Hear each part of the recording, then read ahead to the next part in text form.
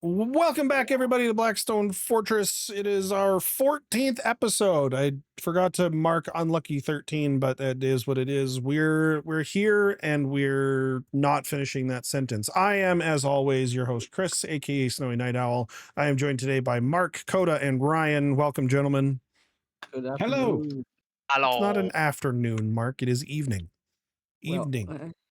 They alright, might be fine. watching it in the afternoon. You don't know. He's just covering all our bases. That's Yeah, true. yeah. All right. So officially Really, from one now of us ought on, to say good morning. I was going to say from now on, Mark is good afternoon, Coda is good evening, and Ryan is good morning. Oh, okay. Sorry, I was going to say, are we Not really going to remember that. copyright Truman Show? This is copyright. No. It's gotta be a public domain, right? It's been a busy couple of weeks in Warhammer, hasn't it? It's been Yes, sir. It's Yes, been a little sir. Particularly spicy. the last 24 hours. Well, okay, yes, and there's been a lot going on even just beyond that. So we talked in the last episode about the new detachments that had dropped. Now that they've been out in the wild for a little bit, we're already seeing tournament circuits ban more DACA. More DACA. Let zero DACA. There's none left. Specifically because there's been a number of tournaments that detachment has come first, second, and third. Yep. So turn that down. Well, I mean, like, come on, guys. it's so I don't know So- where they didn't think that was overtuned. I honestly don't. Here's my thing, right? For those of us who remember the halcyon days of 8th edition, when shooting armies were finally broken and custodies were first released and were virtually unstoppable, there was a single army that at that time had a reliable chance of winning against custodies. Our And it was the heroes. orcs. And that army was Bad Moon's orcs. And the Bad Moon's orcs got an extra 6 inches on all their guns and sustained hits too. It's my God. important Or whatever for it was our called at that time. listeners. It's important for our listeners to appreciate that Bad Moon's Orcs in 8th edition was a big part of what brought Ryan back into the hobby. It's like, I could do what? I was already in 7th. I was That around shiny 4th. glow of nostalgia that you hear, that's where that's coming from. I do Anyways. dearly miss my shooty orcs, and I was terribly pleased to see them return with 0 differences. Literally, the enhancements were the same. It's just Like, I was like, guys, Bad Moon's Orcs are we doing? Redux. But without now, okay, I'm gonna say this sentence, but then I'm gonna caveat myself after it.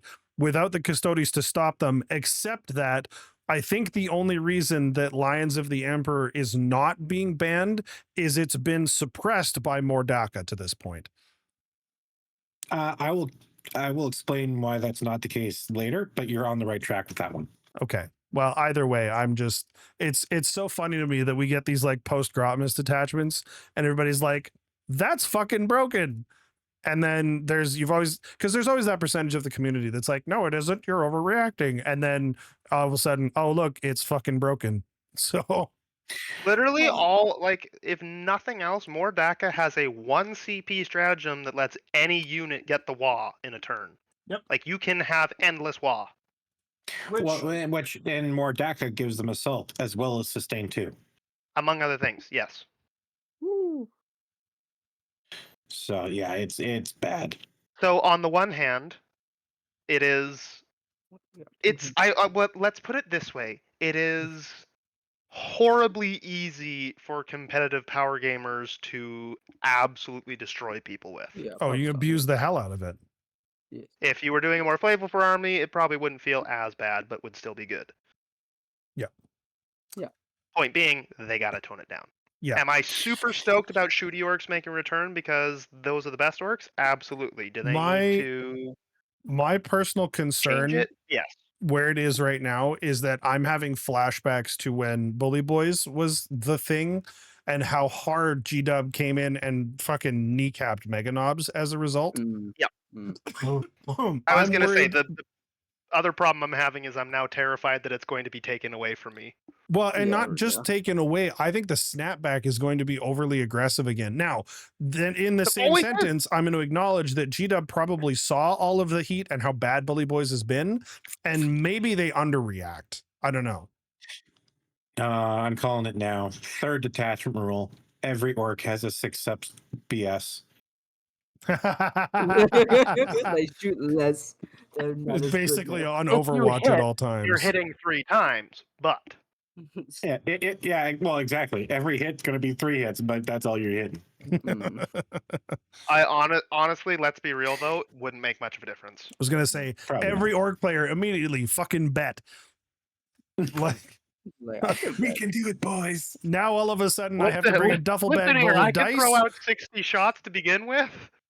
This isn't gonna stop me. Yeah. Yeah. You have orc players. They've got their army in one box and their dice in another. And now you're not sure which one is bigger. Yeah. Oh, boy. Yeah. And Now- so then, in the same vein, just I'm kind of getting through the high level conversation here. In a similar vein, yesterday we had all of the Adepti-can't reveals, and there's some spice in there. I think. Hold on, Chris. What? Before we segue into Adepti-can't, let's boy. talk about the lines. Oh, right, Lions of the Emperor. Yes, explain why I'm only sort of right. So you're absolutely right that they're being masked and that they are really good right now.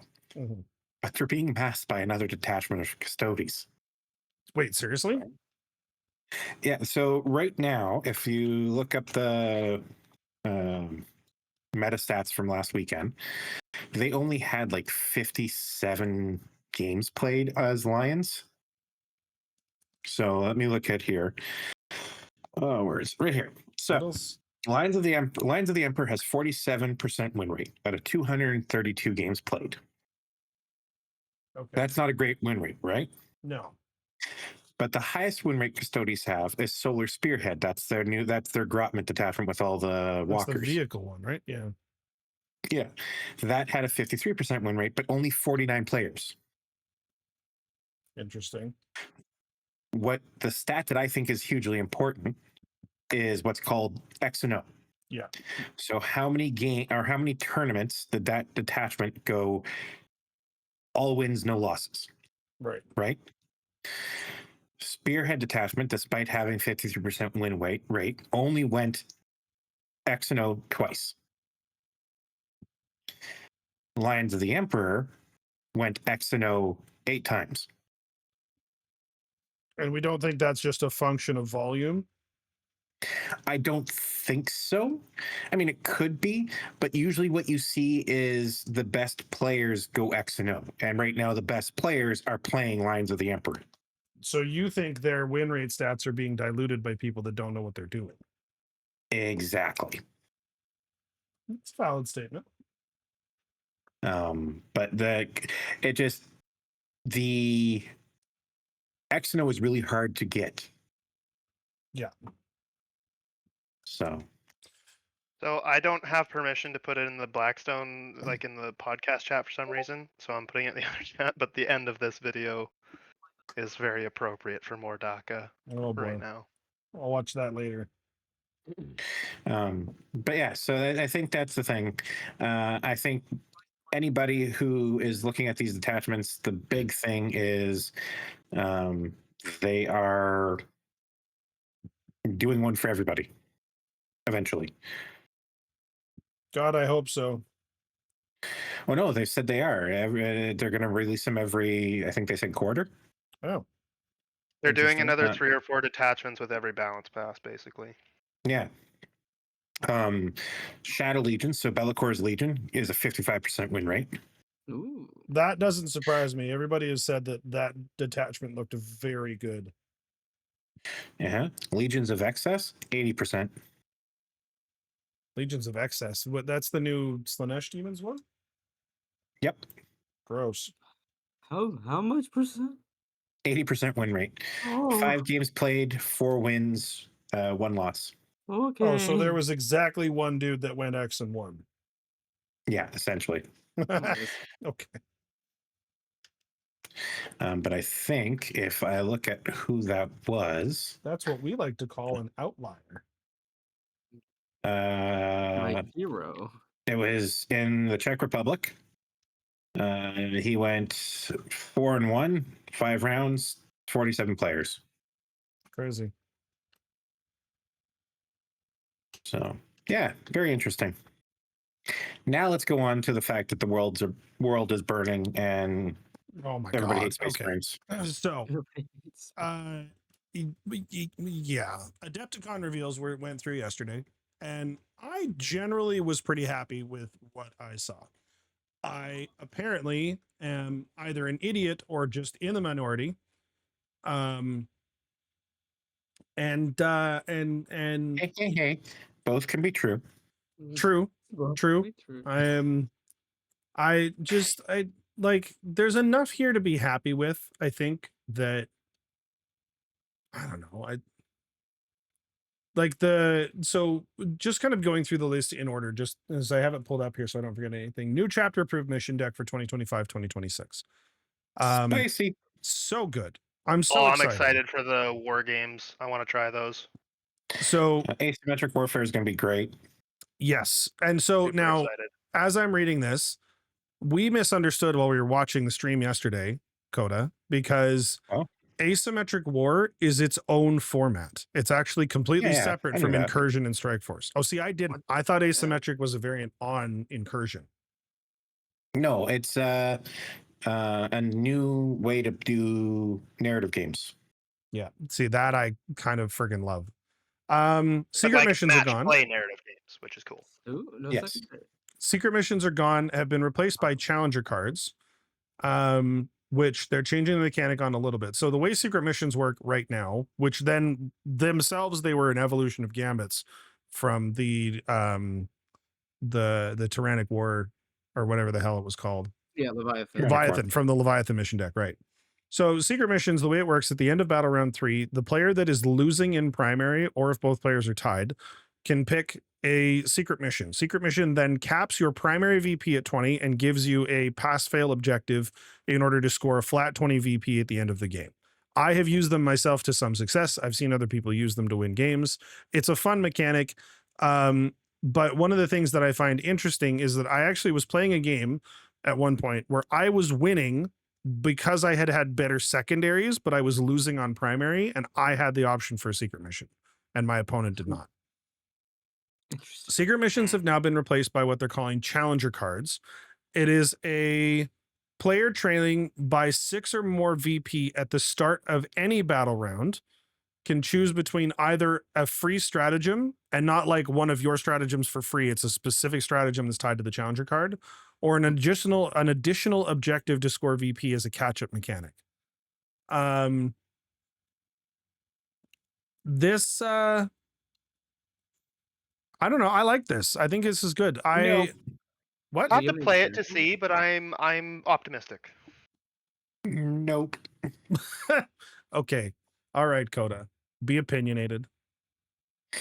Hard pass. Damn. I'm going to be up 10 VP round 5 because I went first. Because it's at the beginning of the battle round, right? Top of any battle round. Yep. So after you've both had a Right. turn. So after we both had a turn. So I'm going to be up going into round 5 with 10 VP. And somebody's going to be able to draw this card. And I now have to block out a third scoring option Yes. Yeah. that you can't. But we don't know Yeah, what the challenges are.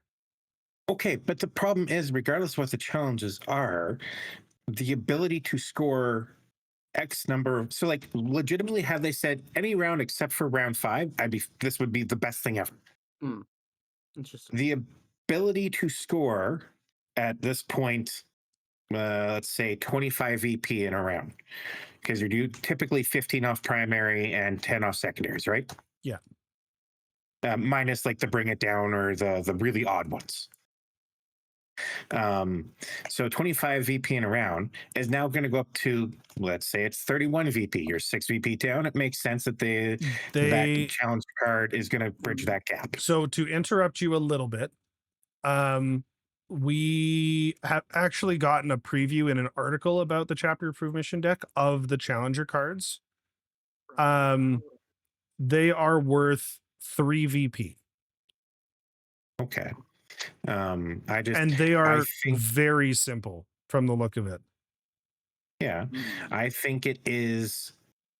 You're going to see elite people purposely try and trigger the go card. losing into the 5th because they're going to have the ability to score more points than the other person can. And they want to stop them from drawing. The one theory that I'm seeing though is that they're saying at the start of a battle round. Yes. But even if you pick this in, so I'm seeing 2 different theories. One is that you still pick in battle round 3. It's just at the top of battle round 3 instead of the end, which means that they're worth a maximum of 9 VP.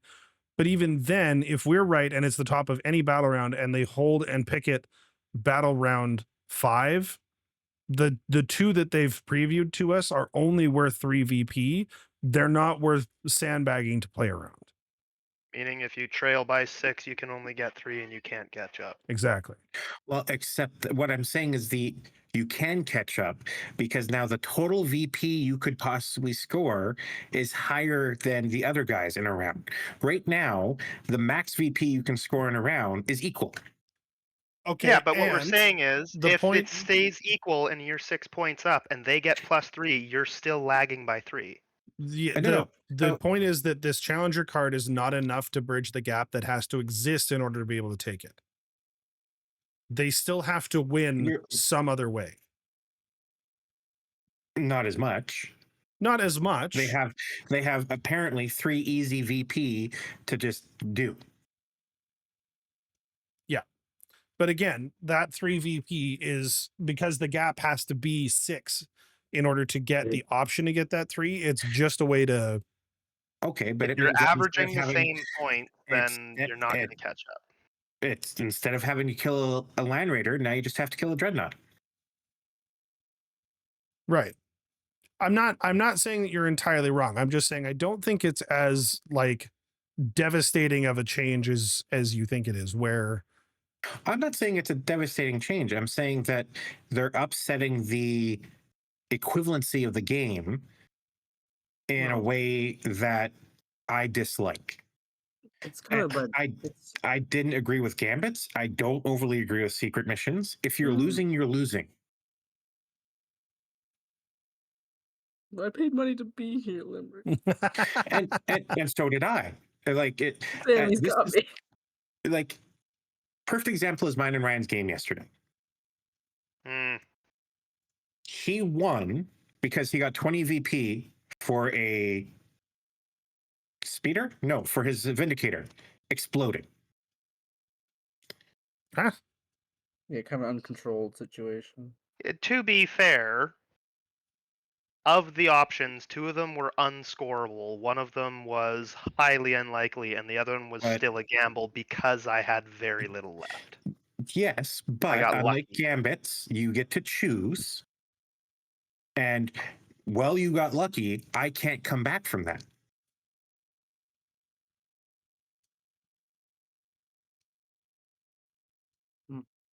And so what they've done is in a game that is already plagued by dice screwing people over and hot streaks and everything, they've thrown in another component of where random can screw you over. Right. I mean, that's part of the fun, though, right? That's part of why you play games where you roll dice, is so that.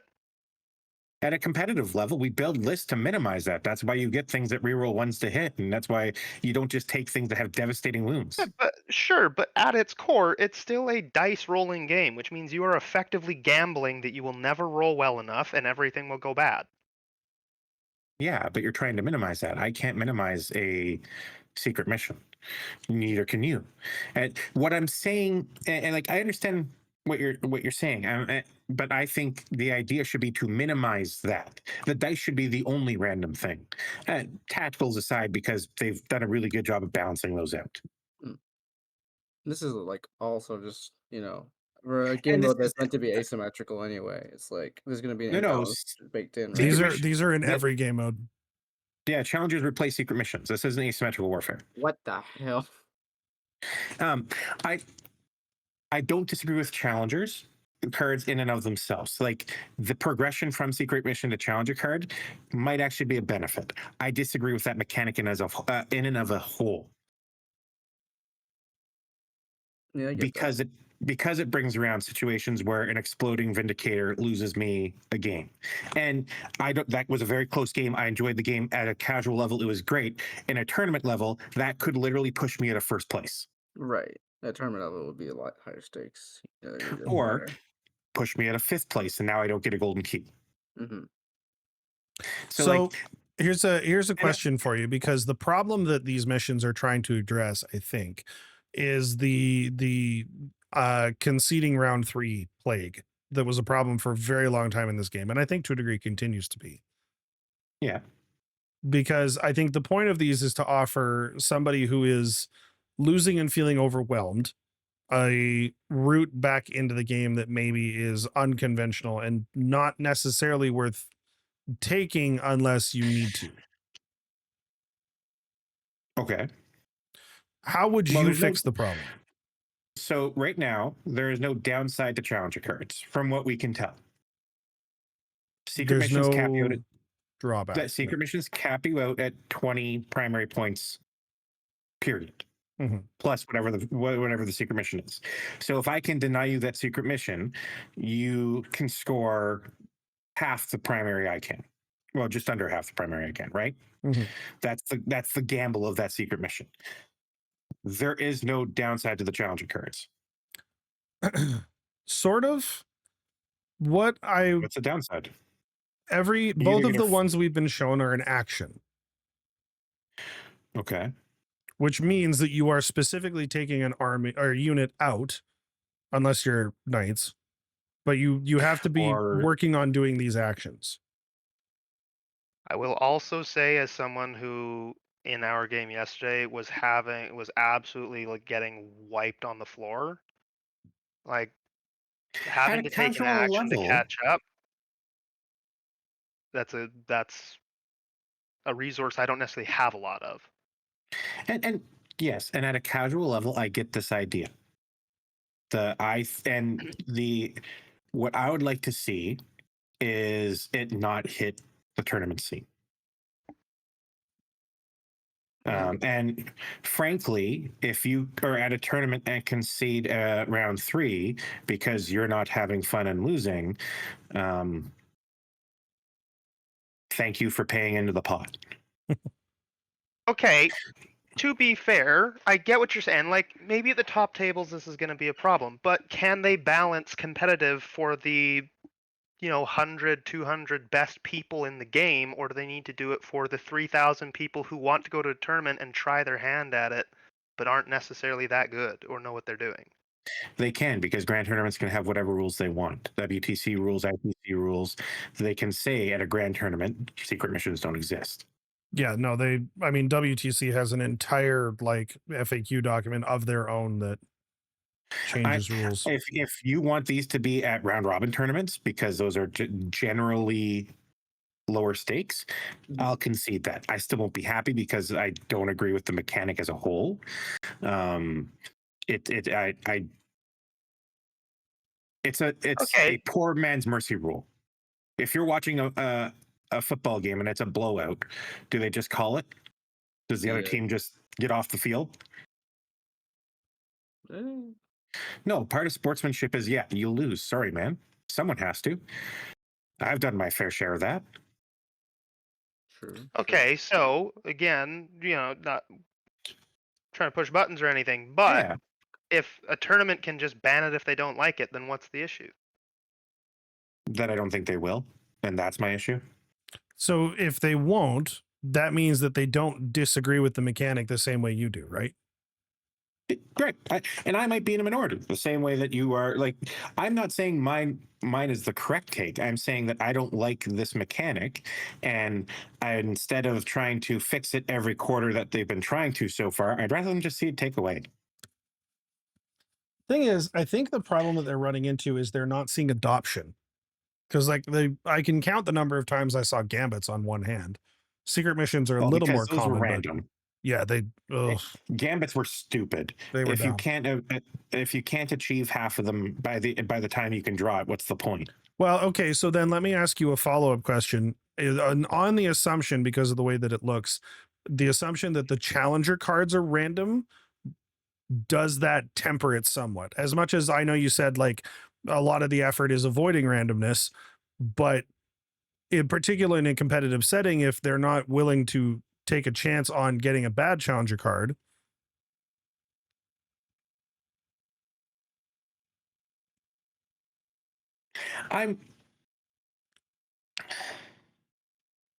But what's a bad challenger card? This is why I'm saying like I'd have to see what they are.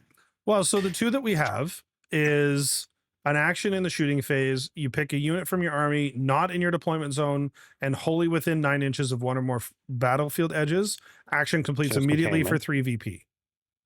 Containment.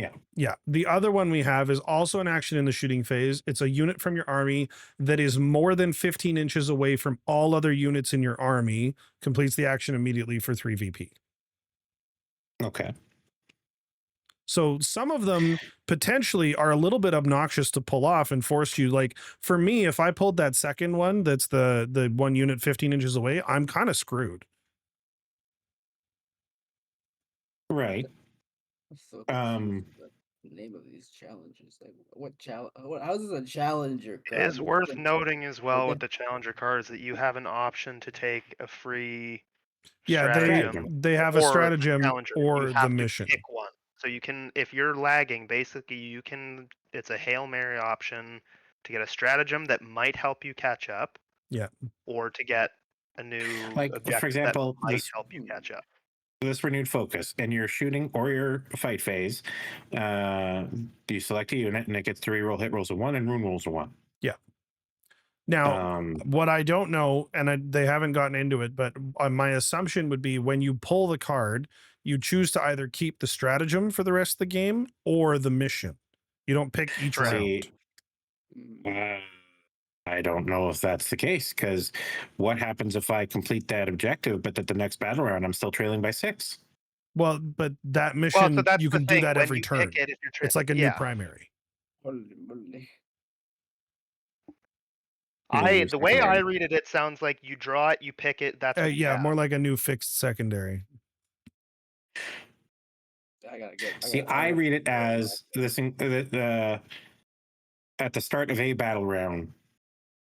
Like it makes me wonder, because we don't know what battle round, so like it didn't stay that out. So if you're trailing by 6 in battle round 2, do you get this for the rest of the game? That could be OP. Well, and that's what like the suspicion that Goonhammer has is that it's going to be at the top of battle round 3, which means you can score it for maximum of 3 rounds.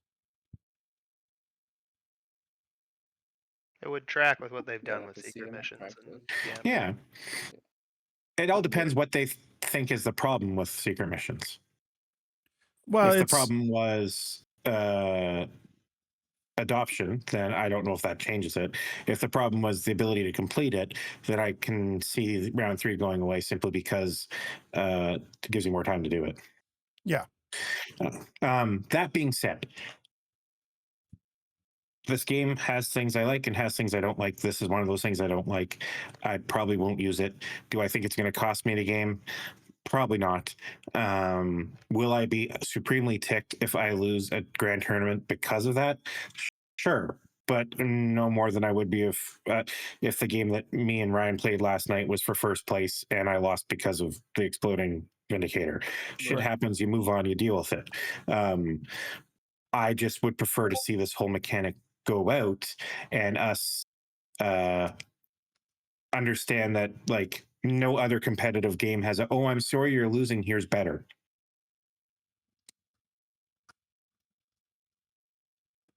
Like no sport has it. Chess doesn't have it.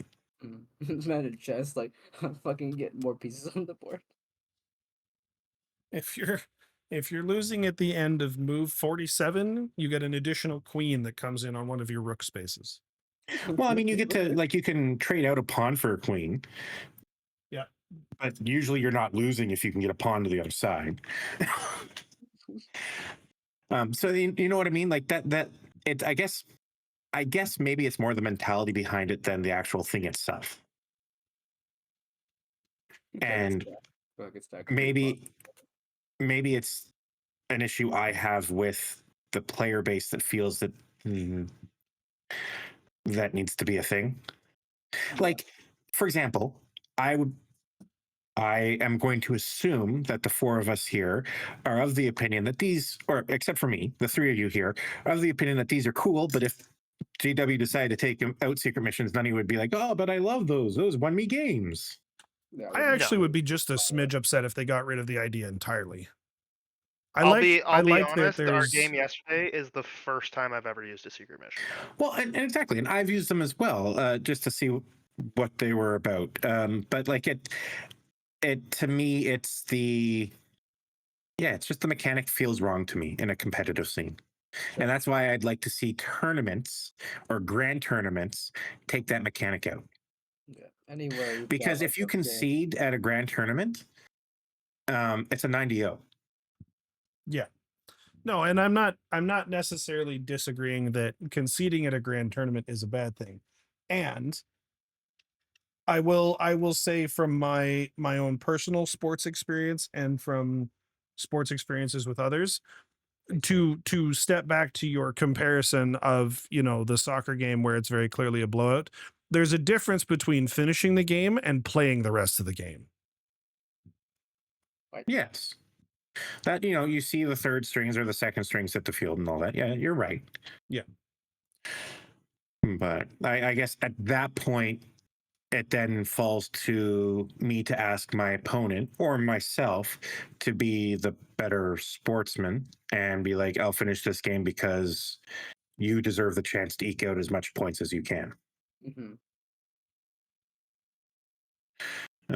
Now, we've all conceded games. Like this is not in a casual setting or in a practice setting. Conceding is usually the better option than going 5 rounds where you're like, cool, I have a unit. Yeah. But yeah, time and placement. And it's just a mechanic that I guess my issue is I don't see it helping the game, and I don't see it being taken away hurting the game. So why is it there? Well, Games Workshop just has to cater to a large. Yeah, There's you're right. a swath of the fandom that will enjoy this edition. And any game that's has a competitive scene, there will be a whole issue about trying to balance it for a competitive scene and to casual players. Like every major league fandom has the same issue. Like Magic the Gathering has the same issue. What's competitive? What's not? It bans certain cards at certain levels. What's not banned? And it's just always going to be an issue. That's where, like I said, that's where I wish, and I've said this before, that like grand tournaments and the tournament organizers had more power in decision making, maybe is the term. Yeah, for balance issues. Like, Yeah. I mean, like, the tournaments just taking the reins on banning more DACA just because they recognize the issue and want to take action before Games Workshop does. Exactly, and they banned Votan for the first couple weeks, and that might be the only thing I've ever seen banned faster than Mordaka was launch Votan. That was wild. But yeah, so again, I'll probably buy the cards because they come with the missions and everything too. So yep. Yeah. I think it just I'm boils not down to money. I would never tell someone not to do it because play your game how you want to play. Yeah, I guess I just don't understand it. Sure. I will say there's a part of me that likes it because, I mean, there are plenty of historical examples of battles where one side was losing and or should have lost and pulled something out of the wings because they did something unexpected or they tried something unusual or whatever. Like, I don't know. I feel like that's just the military history nerd where I like that idea.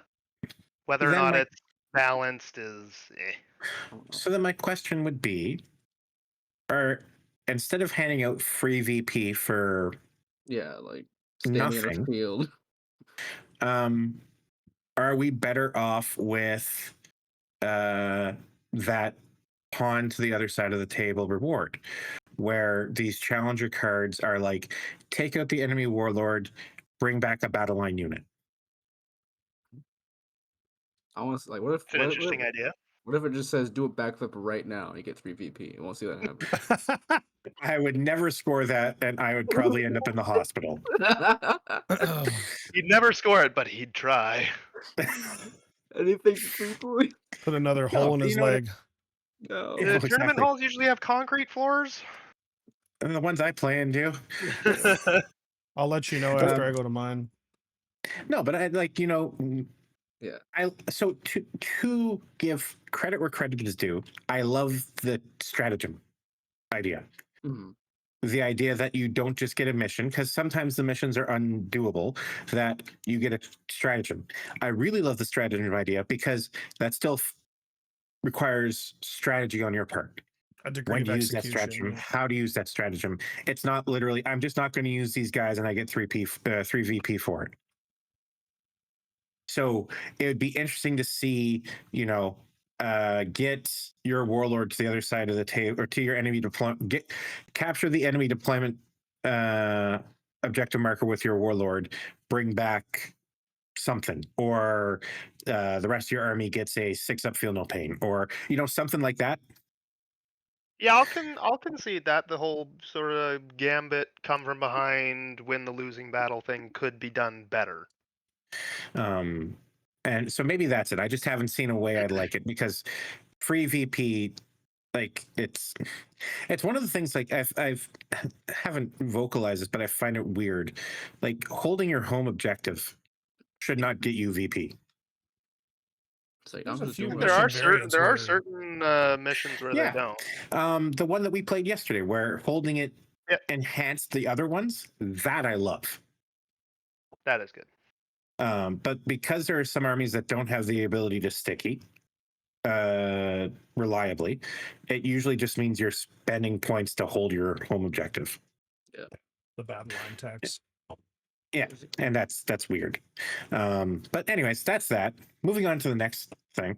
Yeah. So next We on are my good list enough. is the first part of what will eventually be discussed as a we'll call it a Reddit controversial topic, because that's probably the only place that it's a controversial topic is on Reddit, is the Space Wolves mini refresh slash release wave slash new stuff in the box. Tons of very cool Space Wolf models, let's be honest. And So the promise So of cool. more. This is making me think about making a space wolf list, and I No. don't usually like them. No, that's a trap. So Space Wolves are being dragged kicking and screaming into the future, thoroughly unwillingly, I'm sure. Sure. We are getting new kits for Grey Hunters, Blood Claws, Wolf Guards, a Wolf Guard Battle Leader, which is a new model, a Wolf Priest model that looks amazing, and a brand new so unit cool. called Head Takers. Well, the Wolf Guard are the head takers. Nope. So the Wolf Guard will still exist, and the Head Takers will be a subsection of the Wolf Guard. Yep. They replace Ooh, Blade two Guard. different. Yeah, I know I figured they replaced Blade Guard. They just got axes and round shields, but And actually, also axes and swords if you wanted, with six attacks instead of 5. interesting. I definitely thought the head take like it was just Wolf Guard head takers, and that was the unit. So there's going to be Nope. regular Wolf Guard and then Wolf Guard head takers. Is that what we're Yes. thinking? Yep. Yeah. Also worth noting in the article that there's more coming. Yeah. Yes. They I didn't mention expect it to see Long Fangs. Wolf Guard Ooh. Terminators, Ooh. possibly. Well, I think what you'll see is the Wolf Guard head hunters will have enough upgrades. Like, how do I word it? As Wolf Guard Terminators won't look any different than a regular Terminator, except for like the upgrade sprue. Right. You think they'll just do an upgrade sprue for it? Well, they'll have an upgrade sprue for the Space Wolves. I just don't know. I think we'll see a data sheet for Wolf Guard Terminators as always. I just don't know if we'll get their own kit. Okay, so 2 interesting points on that though, because they haven't refreshed Assault Terminators yet, and stands to reason they will. Yes, and I can tell you when that's going to happen. Probably 11th edition. Nope. Launch. So we'll discuss this later. So I'm not going to bring it up right now. or at least I hope we'll discuss it later. And if we don't, I'll bring it up. Okay.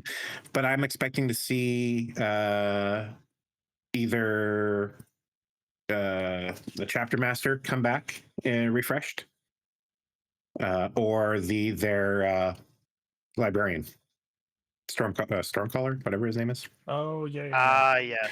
Okay. The other ones I expect to see, that's really it, to be honest, is the characters coming back.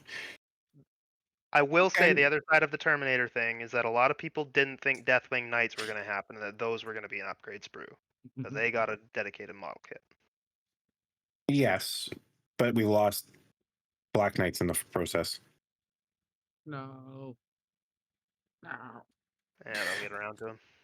I'm hoping they will, but the other thing I like is they talked about stats a bit. Grey Hunters being OC3. Nice. Yeah, that's Are they really? They're the only battle line that is OC3. Innately. Innately. The Blood Fangs. So Grey Hunters, Blood Fangs, everybody that is in regular power armor is movement 7 instead of movement 6. Nice, like that. Yeah, the headhunters will be able to pick a foe and get devastating wounds against that foe. Oh, And more then when they dev kill wounds, it, they yeah. get to, and when they kill it, they get to pick another one. So yeah, I'm thinking that the detachment is gonna, or the thing's gonna be great. The refresh is wonderful. They needed it. That's true. Yes, and I'm just going to throw it out there for anyone who's upset. Like, pay attention. They did it for the Dark Angels. They did it for the Blood Angels. You had to know Space Wolves were coming. Well, okay, I should clarify. We'll get into this more as we get down. People are not mad about how much Space Wolves got. It's actually quite the opposite. So we'll continue scrolling. Space Wolves are cool. This Wolf Priest is amazing. The model's so I good. love the Oh, Wolf Priest so have you- much. Have you seen the pictures That's of him other without rules that his we're helmet? getting. There's pictures of the model without his helmet on, and the heads are Greybeard. Oh. awesome. That's the big other rule to gray know about. beard with the tattoos. I Right. love that one. Wolf Priest will be able to bring models back and give the +1 to wound. Yeah, Because they act as they're both apothecary They're and Apothecary plus Chaplain. That yeah. honestly, right there is a big part of why I want to try them. I just hope the points reflect the fact that he's also both. Yeah. yeah, he I needs to assume be he's more gonna be a expensive Sith. than a standard character. But I mean, if there's one thing I can trust G-Dub to do, it's at the bare minimum overcost something. Yeah, Yeah. well, that's very true. Next, Next on the list, Grey Knights. Codex Grey New Knights. baby carrier. And there's a new baby carrier, even though it's actually just the old baby carrier with an upgrade sprue. But Fuck. Is it really? Yeah. yeah, it's a Grandmaster upgrade sprue. Yeah. So it's got the Nemesis melee weapons, the I think the shin pads are different, and the book thing on top of it's. It also has more plates to it. Like it's not Oh, like it is higher armored. It also comes with a melta weapon that dreadnoughts do not have. Yep. And the Nemesis weapons it can have are a flail or a mace, which sort of irks me because I have a feeling that means you're not getting a strike and sweep profile. You're choosing one or the other. One of the things that is being pointed out as I'm reading through because I'm reading through the Goonhammer list because it's easier to read. Somebody pointed out that it looks like from the pictures, the dude in the Grandmaster Dread Knight kit is true scaled, and the rest of the army still isn't. Yes. So Castle and Crow's true scaled, and the rest of the army isn't. Very funny to me. Probably won't happen till the 11th. So sorry, guys that are Grey Knight fans. Oh, with Grey Knights, Armageddon. I was gonna say, interesting point on that. Yes. I've been hearing rumors about Armageddon being all the tizzy for the launch of 11th, and Well- they've started that train. As someone who knows a little bit about the history of Armageddon, and as I know Ryan is Ryan hears Armageddon and he gets all, in full mast because Gaskell. They very specifically brought back Armageddon, but it is a World Eater's incursion on Armageddon that the Grey Knights are dealing with. Whether or not they will re-involve the orcs on Armageddon again, I don't know. I'm just saying, Space Wolves are rolling up to that fight too, and They're Ghazi not. has a score to settle. They're not. So this is the thing. Armageddon's first war was a demon incursion of Khorne. Angron was there. That's the Blade Breaker. It whole thing. Really, really, really can't stress this enough. Get either the book or the audiobook Gift of the Emperor and call me in the morning. It is the first War of Armageddon told through the eyes of Hyperion, who is a Grey Knight dude. Yep. And then it goes further into the Years of Shame. Yes. Which is a armed conflict between the Grey Knights and the Space Wolves. And that is, it's just a really good book. So the first war in Armageddon is Demon Incursion. The second war of Armageddon is the Hellbrick, is Hell's Reach and all that stuff, right? Yeah. Gazcool, all that. Second war lasts for centuries. Yeah. The third war, this, I believe it's the third war, again, orcs. This one here, I believe, is considered the fourth war. It is Demon Incursion again. So the orcs are gone.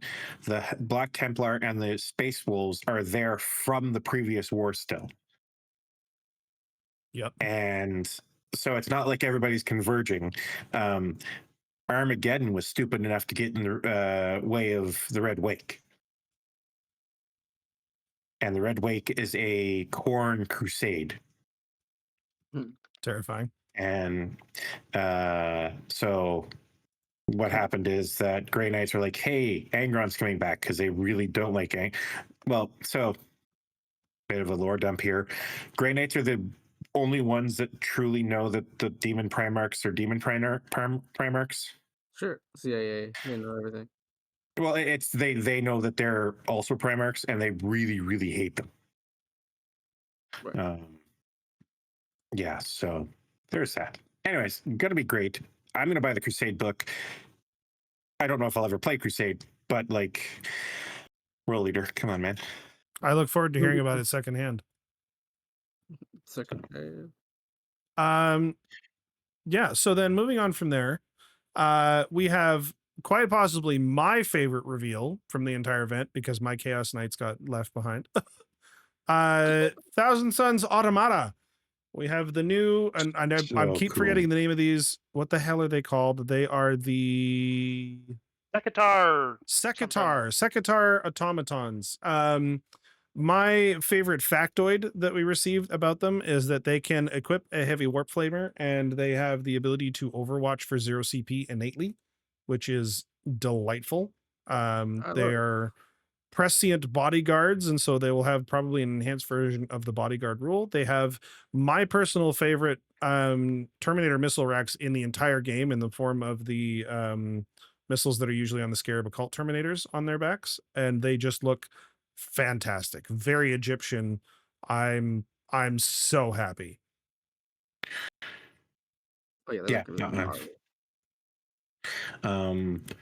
the other thing is I don't know if they've announced it. The battle boxes. Yeah, so the army boxes have all been confirmed, I think. Yeah, I just can't see where they are because like the army box for the Thousand Suns comes with 4 of these guys, I think. Might be just 2 of them, but comes with a bunch of Rubric Marines and Scarab Assault Terminators too. For the first time in a very long time, Thousand Suns don't have to buy a box full of goatmen. Oh, tell me about it.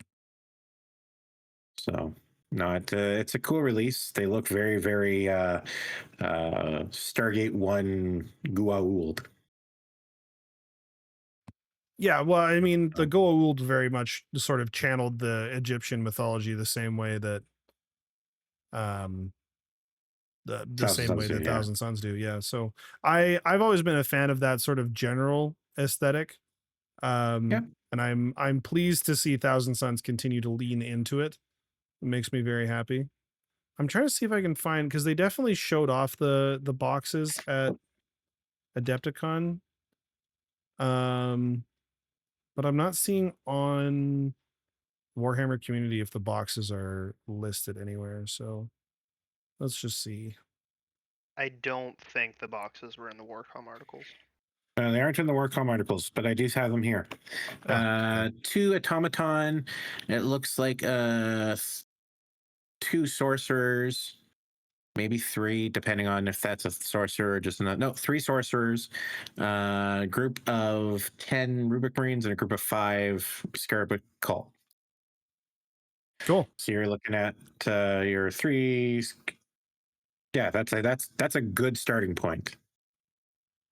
Yeah. So So then I'm going to segue this because I'm literally just going to mute myself for a few minutes and let Limerick both explain the drama as well as the hype around the Slaughterbound and the World Eaters and their everything. So I'm muting up. You take it away, Limerick. all right, so the Slaughterbound is the new character for the World Eaters. That's souped up 8-bound. Looks cool. Lore wise, 8-bound have 8 corn demons stuck in them. Exalted 8-bound have learned to rule them. The Slaughterbound then pushes them out and takes a bloodthirster inside. So, I mean, yeah, they alluded to the facts that they might be able to bring things back to life. Which is very Angrani and very Corn. One of the things that is discussed a lot in the Eightfold Path, which is Corn's religion, is immortality through annihilation. So the idea that you keep killing, you bring things back. So that might be a thing. The battle box we got is, it looks like 3 8-bound, 3 exalted 8-bound, 10 jackals, and the Slaughterbound. So not too bad. I think that this is wonderful. Had I hoped for more? Maybe, but you know what? I'll take it. Sure. The rest of the internet seems to think that I'm an idiot. Because how dare GW not give us the second half of our army? I don't know what the second half of our army is because it's a winning army to begin with, but we'll get there. Right now, the drama is that it's yet another Space Marine refresh without completing either the Thousand Sons or the World Eaters or the Death Guard. They're all missing key components of what a full-fledged army would be. Thousand Sons missing some vehicles, despite having an attachment that says that they can bring a bunch of vehicles in the codex that was to come, which is weird. World Eaters are missing mounted units. They're missing fast attack, which I don't get because the whole army is brutally fast. Yeah, we talk about fast attack. Like, what's it gonna be? They're gonna put bikes with the I was World gonna say Eaters? your No. freaking battle line is fast attack. Like Well, the that's what I bikes are mean. reduced Like, slow. If they give me, I, yeah, I'll accept it if they do like the fast attack is like the car from the Flintstones. Like, you Get don't need extra juggernauts. gas. Just use the legs. You're good. yeah, I don't get it. I would have liked to have seen Red Butchers, but we might get something in the codex that allows us to run them as Red Butchers. That's just a specialist Terminator group. A Terminator Lord would have been nice. These are all things that the internet is upset about, ranging from shucks to I'm going to write GW a nasty letter and explain this is why I'm quitting the game. First off, if you are one of those people, bye and good riddance. This game goes through so many changes that if this is your getting off point, I'm glad you had 2.5 years.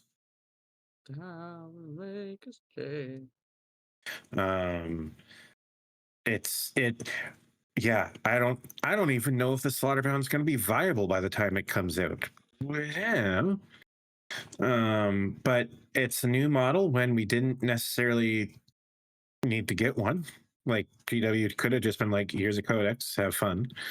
Yeah, I don't know. I'm not put out by it. I think it's a cool model. I'm looking forward to it. The arm's a bit weird on it. If you look at it, it's a power something demon claw. I don't know. Anyways, it fits. I'll be happy. Rest of the world leaders need to take a chill. Oh, we're also getting Karnak, which is a 3-headed flesh hound. So, we got 2 models, guys. Oh my god. Have they announced? I know the codex isn't out yet, but have they announced all the detachments for world leaders? Nope, but we are getting 1 detachment. They did say that will allow our Lord on Juggernaut to lead Blood Crushers, which are bloodletters on Juggernauts. Ooh, okay. So I mean, like, I have a just hope feeling that- we're gonna get yeah. our Demonkin of Corn, and so that'll be like Demon Prince, 8-bound, Angron, stuff like that. Yeah. I don't know. I think the Just- internet's overreacting, but that's sort of what the internet's for, and people need to remember that. I'm so curious what the detachments in the world leaders will be that are not just run in, kill, do death, So murder. the issue I have is the Adepti-can't preview for the Gore-bound or Gore Hunt, whatever it's called, the World Leader Battle Force, because so for those that didn't watch the preview, the Thousand Suns, the Death Guard, and the World Leaders are getting 1, a new combat patrol, and 2, a new battle force. It's not going to be a FOMO thing released with your codex. It'll be, the idea is to be bought like battle forces at Christmas. Mm-hmm. So I'm looking forward to that.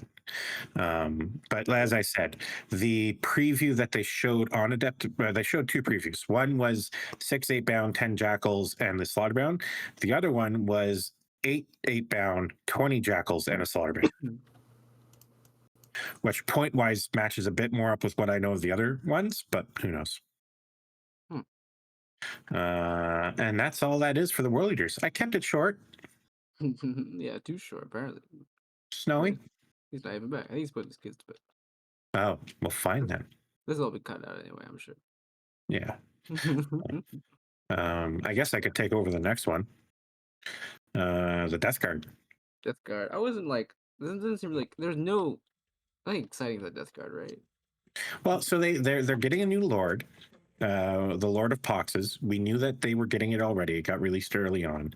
Well, leaked, not released. Yeah, it got leaked early on. But the battle box that's coming comes with a group of Plague Marines, a group of Blight Lords, a Fetid Blight Drone, the other Mephitic Blight Hauler, the Lord of Poxes, and a Crawler, whatever it's Plague called. Crawler. Plague Burst Crawler. So like that's a hefty box. Like it's an a good exciting box. box. It's awesome. Yeah. So I mean, they're depending on what the detachments are, I think they're going to be in fine shape. Yeah. I know that they were hoping for some things, but once again, I think people need to realize that the 4 individual Chaos God armies are meant to have some glaring weaknesses. Like that's the point of the gods. You're not going to have fast attack on Death Guard. That's not the point of them. No. You're not going to have shooting in World Eaters. That's not the point of them. Yep.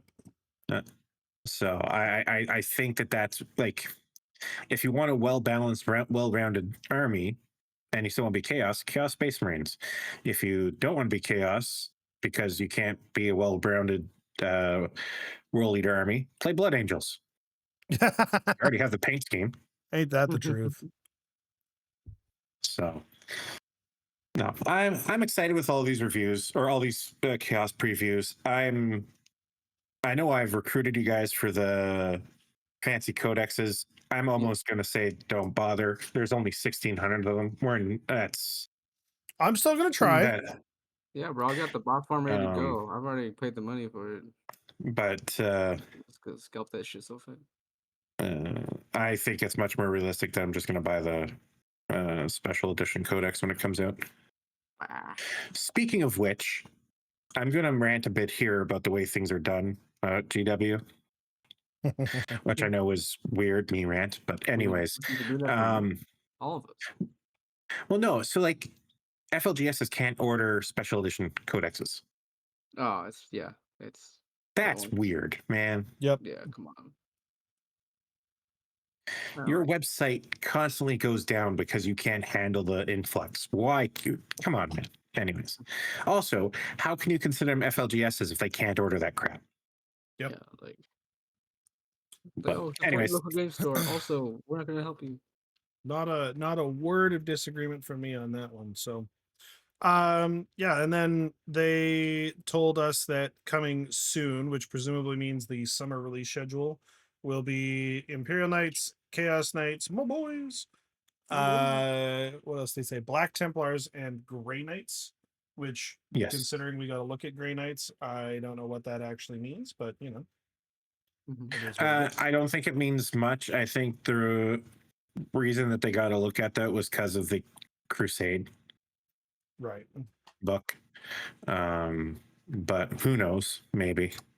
The one that has me the most interested is actually the one after that. Yeah, on the horizon. So we know that one of those is salamanders. We know that one of those is Votan because it's literally just a grayed out screenshot of existing Votan art. And the last I one did find is I did find that cutout extremely amusing. Like, right. come on. It was pretty funny. Try harder. Like, come on, guys, you really get that's the best you can do. It's the Votan. They're the redheaded stepchild of power armor armies. And then the third one looks like Imperial Fists. And then there was that silhouette that people have generally kind of figured out. Yeah, I saw Which is? that. Raven Guard Reavers. Oh, really? Yeah. Which silhouette is this? They showed us like a shadowy silhouette of something at the end of it. And they're like, Feel there's a pretty big fun. surprise coming eventually. And within about 20 minutes, somebody had posted a photo to Reddit and they're like, yeah, so this is the Raven Guard Reavers. Notice how he's like the exact shape and stance. Of this exact screenshot I have pulled up. Yeah. It's like, oh, yeah, you got it. Works for me.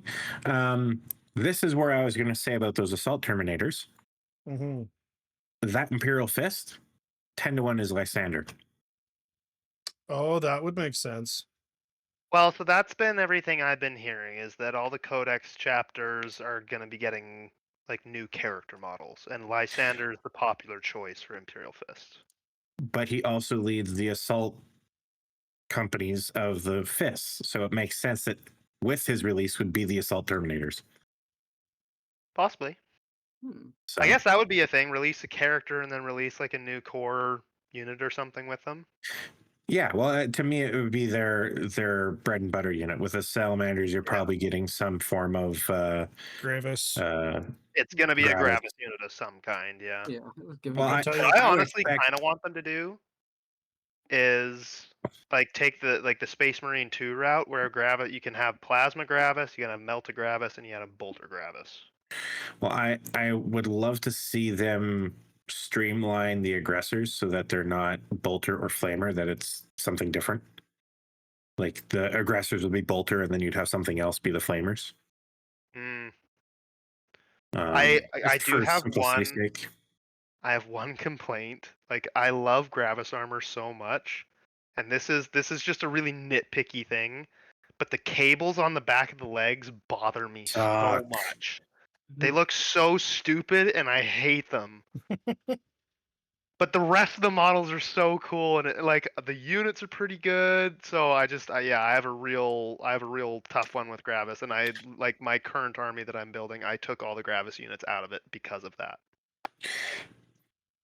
So yeah, that's my thought, and it's backed up by absolutely nothing other than that's also what Valrak thinks is going to happen. He's Look very at you excited stealing about it. opinions off the internet. I know. You wouldn't Actually, I download watched an opinion. You wouldn't download. No, not at all. But yeah, I don't know. I think it's going to be interesting. Wouldn't it be just the bee's knees if Korvax is the next Primarch? That would be something else. crazy. That would be insane. funny. I will- loyal okay. demon Primarch. Wild conspiracy theory here. It's absolutely not true, but I'm just saying everything else on that preview is going to be a new codex.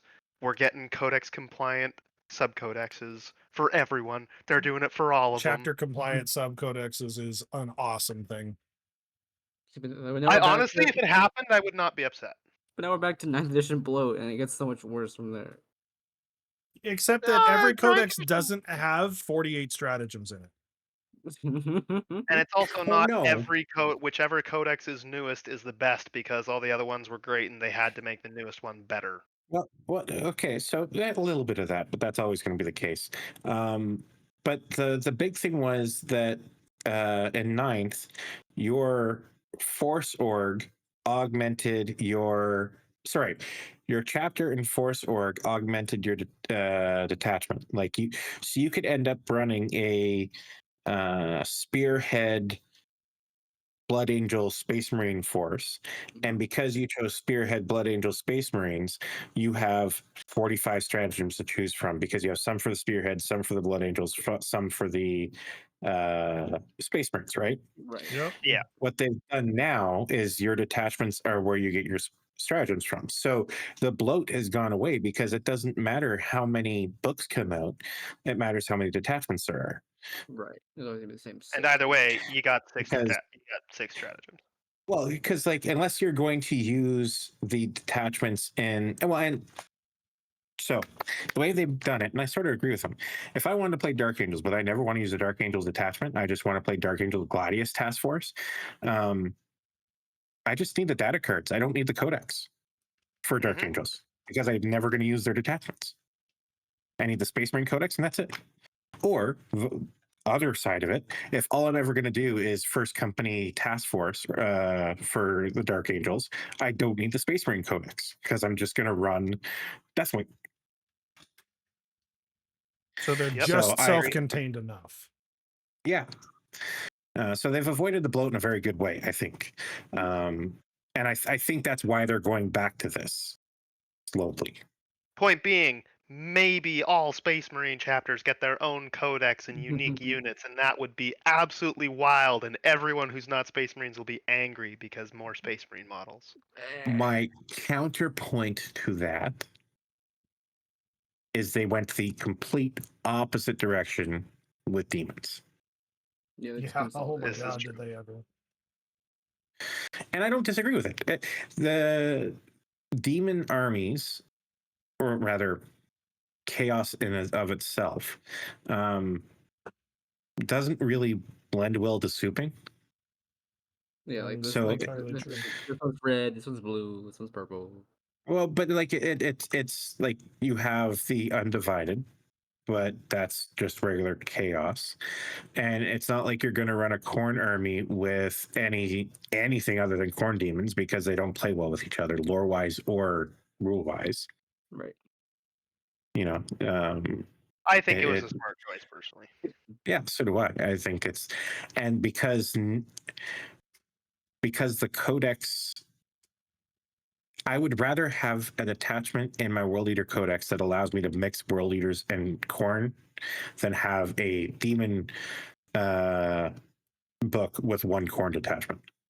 Yeah.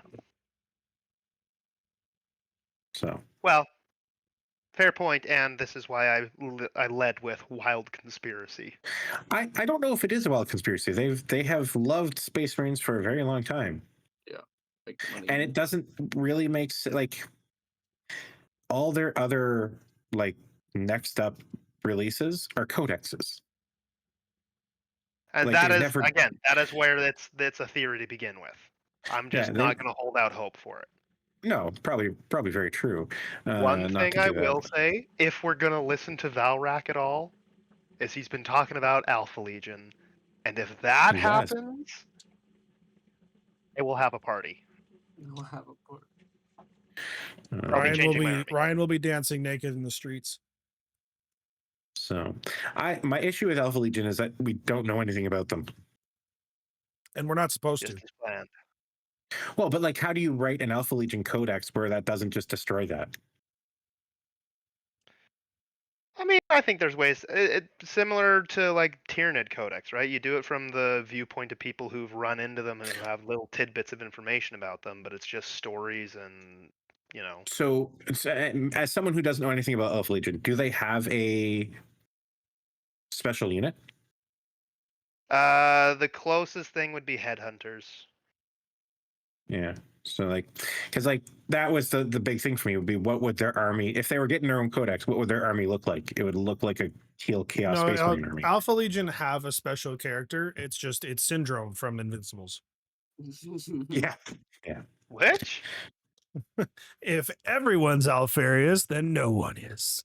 Yes. Roll Tide.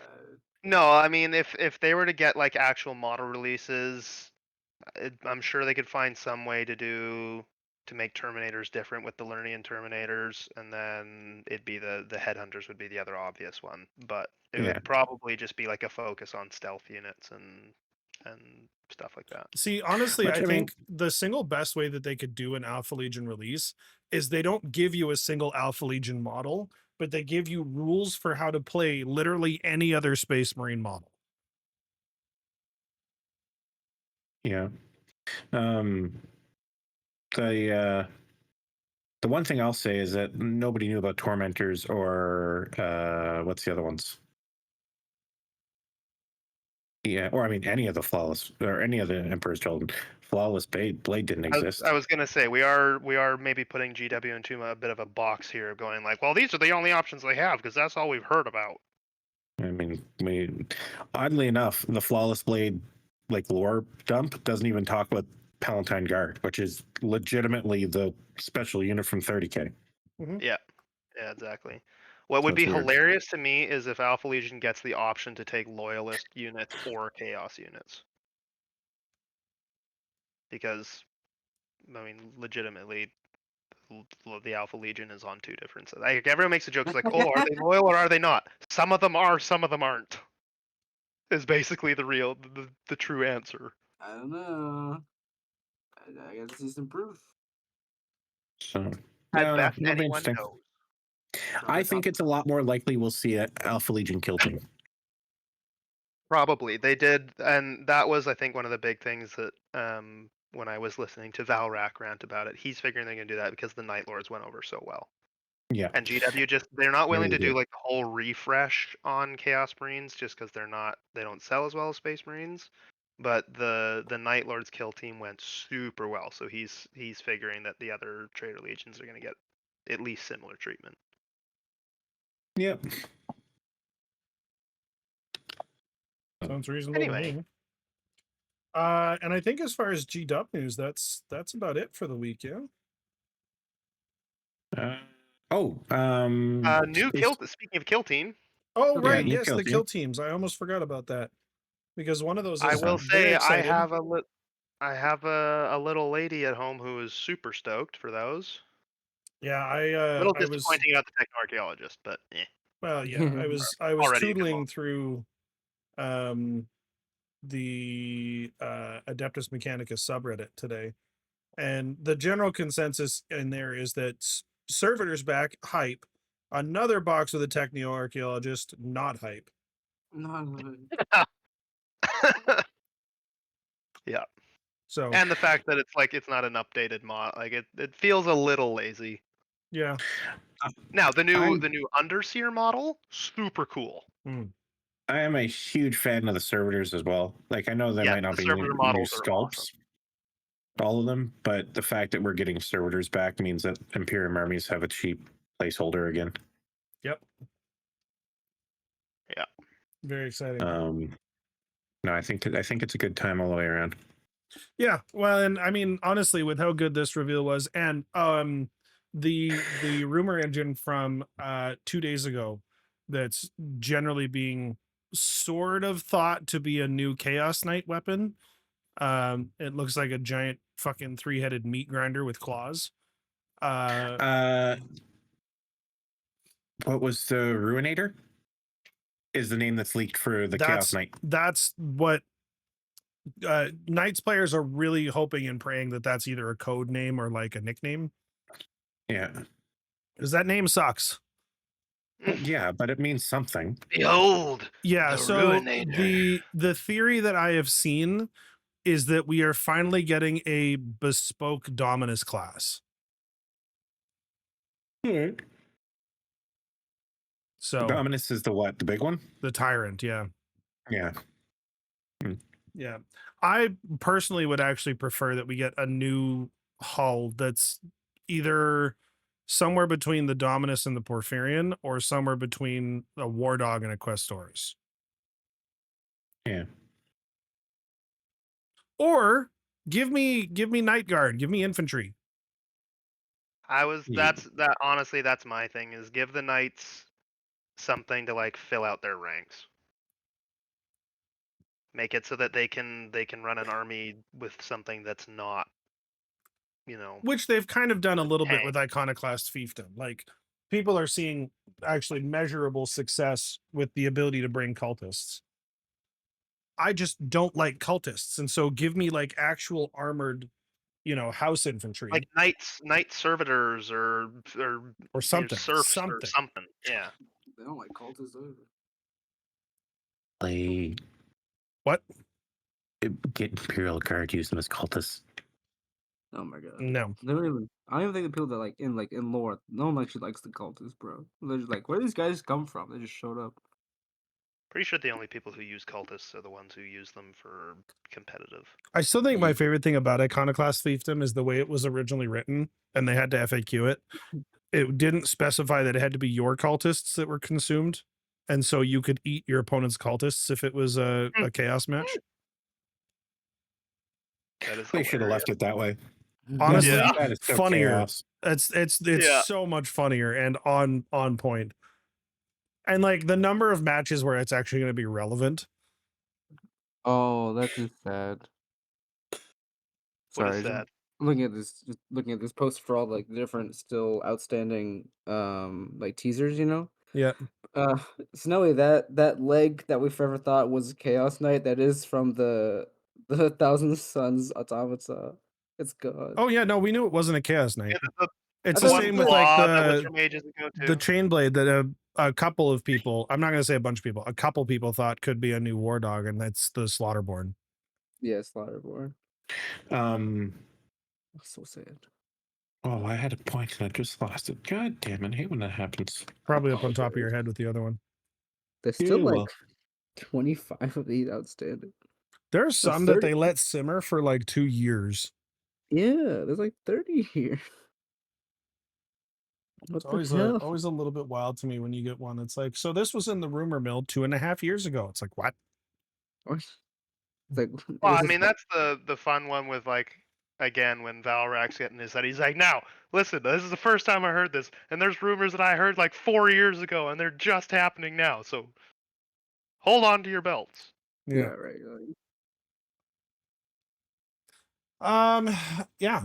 And so then I wanted to ask you guys a final question for tonight's podcast, because we were kind of talking about this a little bit, both me within my FLGS group and then us in the group chat for the podcast, where we plan out these episodes meticulously and never ever deviate off script. Paint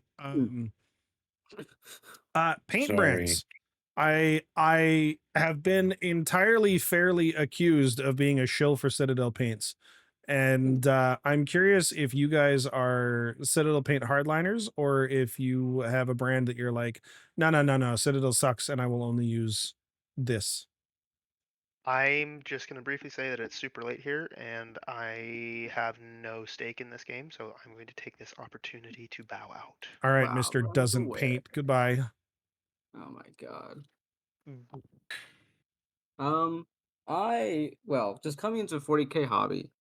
I was first and foremost still am a dungeon master for 7 years, and I have a wide range of minis, and many of them I have painted them myself. So I have a shit ton of paints from Wizards of the Coast, their official line of like Nolzels or Nolzer's Marvelous Pigments.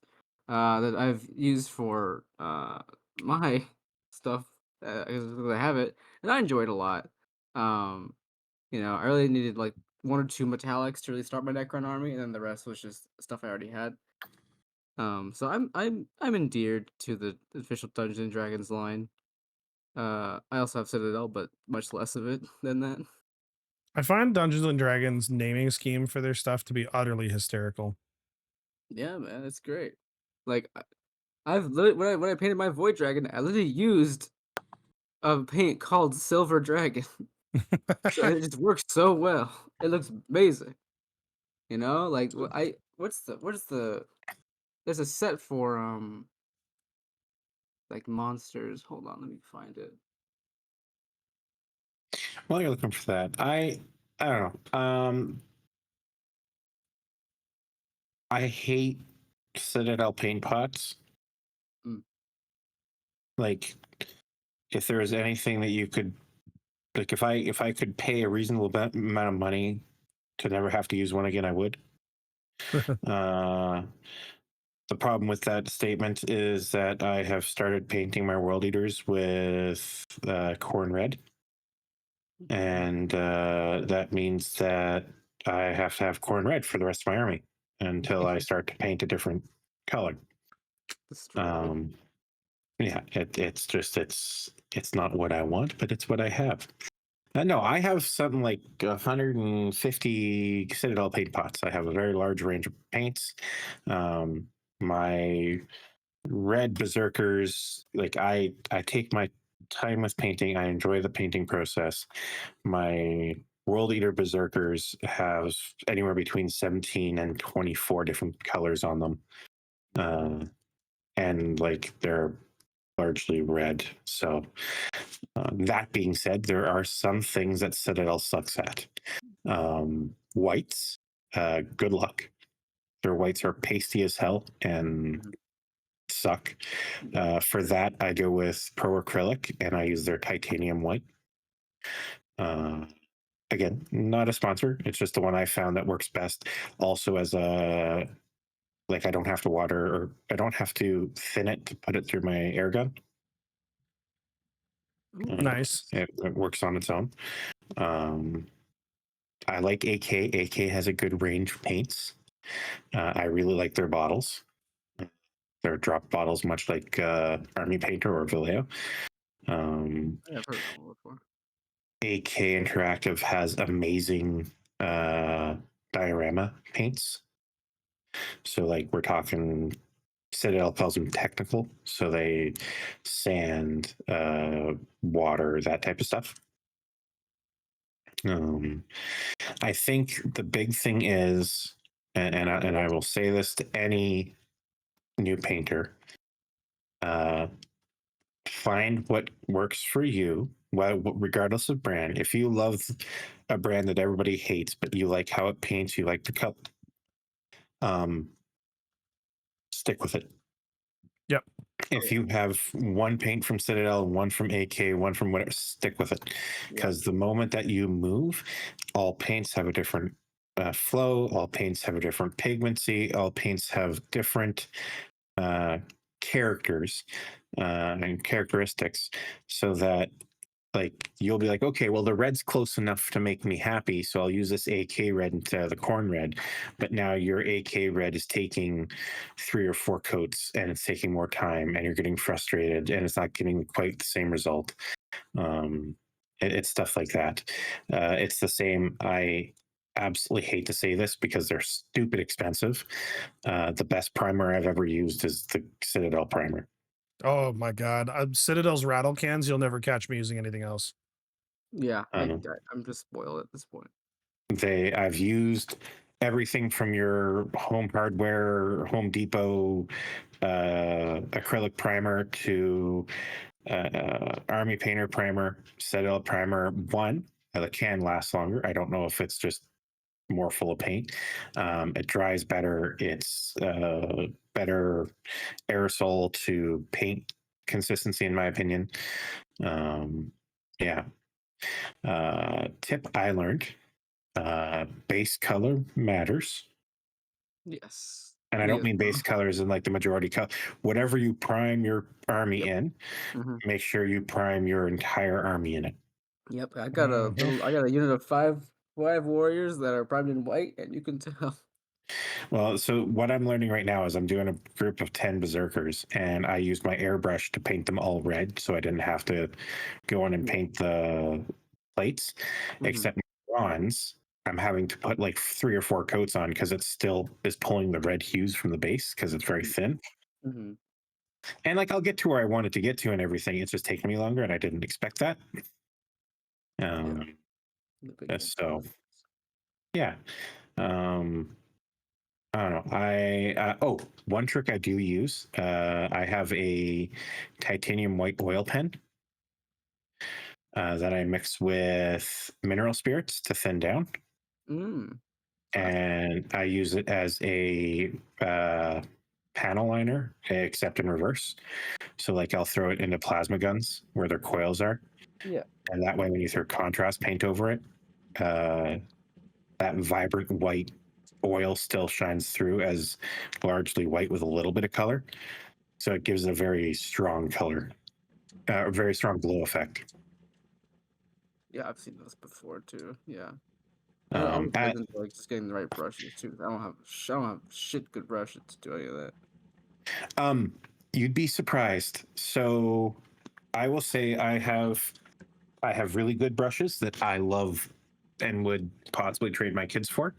And then I have brushes that I love that are Amazon specials. Take care of your brushes, man. Like a brush that is washed consistently is going to be better than a brush you paid a bunch of money for and just don't take care of. So I know people that they buy $10 brushes $10 packs of like 10 brushes, and they burn through them because, well, I find they don't last. When I say my Amazon special brushes, I'm still using them. They were $22 for 12, or no, I guess $22 for about 13, maybe 14 of them, because I include the dry brushes. And they still have a point. They're still soft. They still, like, they're not frayed. And it's because at the end of every session, I clean them. And you can look up on Amazon. There's a brush cleaner I use. It comes in a circular little container or big container, and it's a soap conditioner. So you clean the brush out, and then you can refill it with the soap and let it sit, and it'll harden. But it also hardens in that pointed shape, so nothing bends. And then the thing you have to do is wet the brush again before using it, so that it loosens up all that stuff. Otherwise, you're just going to get that in your paint, and it's going to break the consistency up. Nice. But I will say painting, I even during COVID, I hated painting. My hands didn't do what I wanted them to do. I couldn't get the details I wanted. I couldn't get the colors to look the way I wanted them to. You'd look at the box art and you'd go, well, it's supposed to shade here, it's supposed to shade there. It took me a good long time to get to the point where I can even take a photo of my models and not nitpick stuff out. Man, it's a skill to learn, honestly, just to be okay with how a model looks. Yeah. Well, and to not paint to the box art. And not paint to the box art. So my biggest piece of advice for beginners who are painting, one, if you're not happy with the model, put it down, walk away, come back at it tomorrow, and don't pick it up. Look at it where it is, under regular light, from table length away. Arm's length is the usual standard. Yeah. The idea is you're never going to have your models right up to your face. Unless you're in a painting competition where you're being judged. And if you are, you're not here for this advice. No. Exactly. If your models look good an arm's length away, they're well painted. Yes. And the other side of it is there's hacks for everything. Google is your best friend. For me, my skin tones for like humans is literally contrast paint. Fucking love contrast.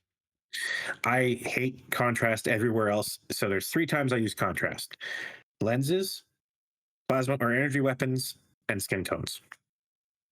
So I paint Lenses whole ass because knights with contrast. I don't know how you do that. Yeah. Oh, everybody out there, contrast paints do not go through an airbrush. Yep. You're gonna screw up your airbrush real quick doing that. Contrast paints have a chemical consistency that allows them to dry really quickly, so that they keep their recess capabilities, and you will screw up your airbrush. Yeah, don't do that. And that goes for speed paints and everything. I have yet to find a contrast paint that, or a one coat paint is what they're called across the industry. That does it, because speed paint's army painter. So, Yeah. And use wash for everything. oh, Null Oil makes things professional, man. Like, Yeah, but I wasn't a good painter until I got Null Oil. It's well, liquid yeah, skill. I am literally tempted to just bathe in it before my next interview, just to come out a bit more high class. It's like, if your model Um, doesn't look right, go through the process, trust the process. Because at the end, you get to use Null Oil. Yeah, Null Oil is amazing. For everything. I don't care if it's a bright color or not. Null Oil will give it depth, and then you can go back over the bright areas with the bright color. The only time I use any other shade is largely, again, if I'm trying to do a multi-layer skin tone or Agrax Earth shade. Yeah. Do you want to hear Agrax- me talk like an absolute crazy person? Oh God. I use a lot of Coelia green shade On For what? on Nurgle. Oh, fair. Alright. Is it weird that I don't use Kerberg Crimson? No, I use because Agrax Earth shade. Agrax and Nuln are going to work better on red. You'd want to use Carroburg Crimson on like whites that you want to look a little bit pink. Yeah. Like if I painted a I brain find- white, I'd Carroburg it. I also find Berserker Bloodshade is amazing right now. Yep. It's one of their new shades. Oh, it's good. So good. I burned through the fucking shadow wash I had on hand from the D&D set. So like, okay, this is what I washes, and then I just ran out of it because I used it on everything. Yeah. Well, and the number of times you spill it. Yeah. No, I think yeah, that would be my biggest advice to a new painter is if you are frustrated with the model, walk away. Don't paint while frustrated. No. And then come back and look at it at an arm's length. But no. And also, I will say this, and I say this wholeheartedly. Post your crap to the internet. Yeah. Most of the community that actually gives a crap about the community can give you advice. One, it helps you develop a bit of a thicker skin because you're going to get people who give good advice, but it's not the direction you want. And you're going to be like, no, I don't want it to be that way. And that'll also help you with the people who give bad advice. Yeah. But like you don't know what you're doing wrong. You're never like there's a line in Witcher 3 when Vesemir's talking and don't train alone because all you're doing is reinforcing your bad habits. Yep. Don't be afraid to try like, the quote unquote scary advanced techniques. It's like, oh, I will personally, I've tried glazing a weapon once and it didn't have very good results, but I would try again, but it's a mentality of like, if I painted on this model and I can never change it. You can change your models. You know where I have discovered a really nice and vibrant community of painters on the internet is on Blue Sky. Yes.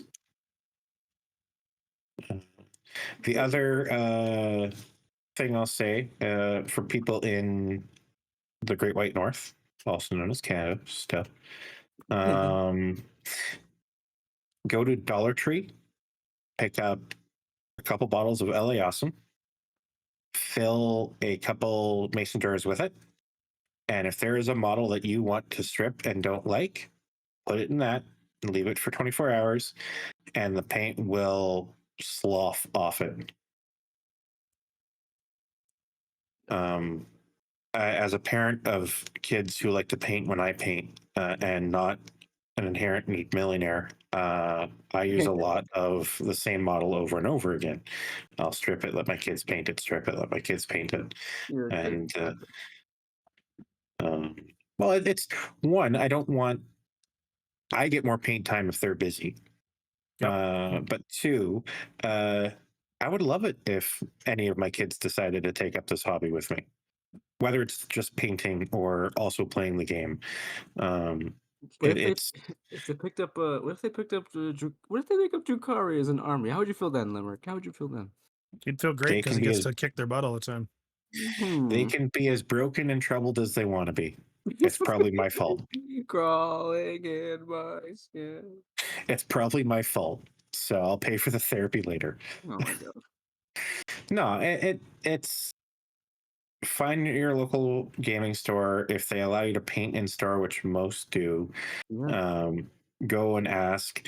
That's actually one of the things I will say about the actual Warhammer stores. Generally speaking, their employees want you in there, Oh, and yeah. so they'll be willing to give you advice on painting. A lot of these techniques sound advanced and difficult. It's time. It really is just time. Nobody is inherently good at any of this. It's all time. Yeah. And also your model, your army, your model, your way. If you want pink Marines because pink Marines are great, bright pink Marines. I don't care. Nobody else should either. My only thing is effort level. Nobody wants to play an army where it's obvious that the person didn't give a shit. Oh yeah. That's I don't care what color. I don't even care how good the model looks. If it's obvious that the person didn't give a shit. And for me, the big tell is basing. Basing isn't hard. And my bar for a good base is really low. Paint the base. If you come at with black bases, I don't care how pretty your models are. I judge you silently. I don't know that you've ever judged anything silently. Probably not. I will in person because I don't want to get hit. That's damn, fair. bro. No, but like I can go far out on bases. I have done bases for Chris and for my models that are a tiny bit more than extra. But there's also just, especially with all the resources for 3D printing and stuff out there, you really can just get a base that you can paint silver. And it looked like it's supposed to be. Some of the base design STLs that I've seen online for like just print this and stick a model on it, they're so good. Yeah, my local game store has like just little packs of 6 you just buy off the shelf. Yeah, it doesn't. It is an effort thing for me, and it's purely I took effort to paint my army. I'm now taking effort to come out and play. I want to play someone who has just as much effort put in. I don't care about skill, whether in the game or in the painting. We all come from different paths. I just want effort. Yeah. You want somebody with the same investment as you. Yeah.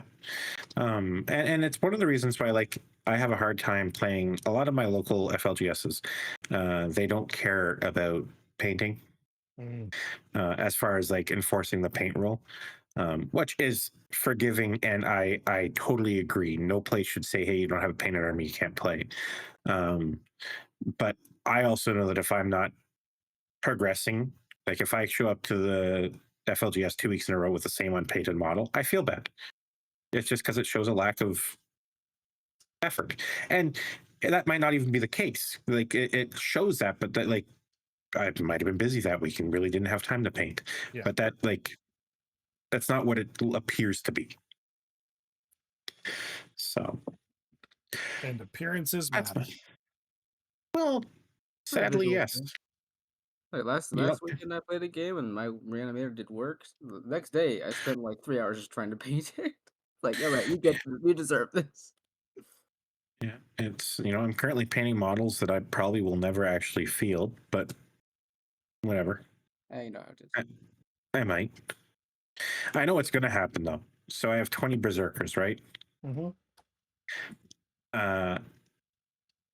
18 of them are red because I did 2 off-color schemes. Oh yeah, Dylan was blue and shit. One was white and blue, like the original World Eater 30K Legion colors. The other was black and silver, just to see what it looked like. Looked okay, didn't mind it. I know what's going to happen. The next balance patch is going to have me have to run 20 berserkers, and I'm going to have to strip those 2 berserkers.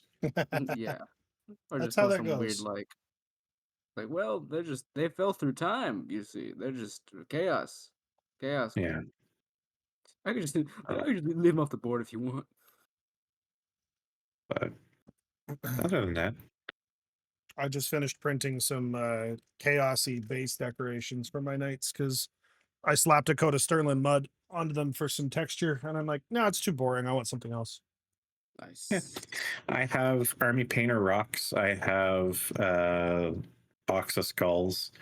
I have different tufts of dirt. My game. I just have grass tufts and sand and some cork rocks. But that's pretty much it. Well, that's all you need. Like it's Yeah. nothing needs to be complicated. I have done complicated ones using,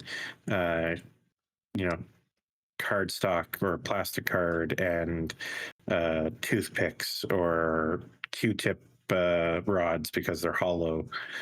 But that's just because I also enjoy diorama. I actually, in fact, during COVID, my wife was big into that whole TikTok crystal sale thing, where the Chinese wholesalers would sell crystals at like stupid costs or stupidly cheap costs, and you just end up paying through the nose for shipping. Yep. Yeah. So, like, I have 4 marble skulls that are about the size of an objective token. And I was like, I'll do them for something. I have black quartz pillars that look like Blackstone pillars. And I'm like, I'll use it for something. They're like, they'd be big on a night base. And I'm like, yeah, I don't know what I'll use it for, but something. Just have like have a dreadnought holding one. I don't know. So no, it's well, yeah, it's just I also don't want to get rid of it because like I will use it for something eventually, maybe. You never know. Eventually, know. maybe is such a 40K hobbyist sentence. Yeah. Yeah. Eventually, maybe. But All right. I think that'll do us for tonight, then, gentlemen. Yes. alrighty. Thank you for another excellent podcast. You guys are the bestest, and I appreciate you being here. For the listeners, we'll be back in 2 weeks. With any luck, I have figured out my technical issues that have been delaying posting these, and it'll be on time. If it's not, I'm sorry. We'll figure it out. I promise. We're getting there. Before Oh, before we all leave, Canadians. I am working on a project that will also be yes. posted to the Blackstone YouTube channel. I am trying my hand at the whole lore Luton style videos. Nice. So keep an eye out for that. I don't have a set timeline yet, but I'm hoping to have it out before the before Easter. And do we get spoilers on the topic of the first video, or are you keeping that close to the chest?